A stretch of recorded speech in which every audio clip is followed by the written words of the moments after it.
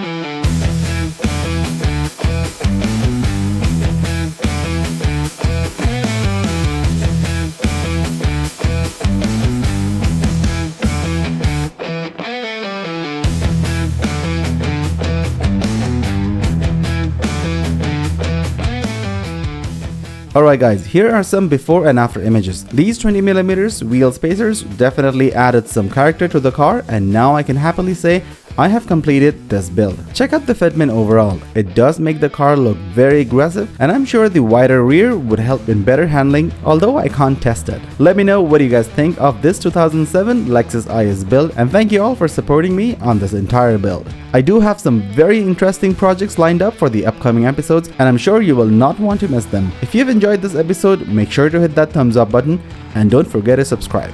Until next time, I'll see you on the next one.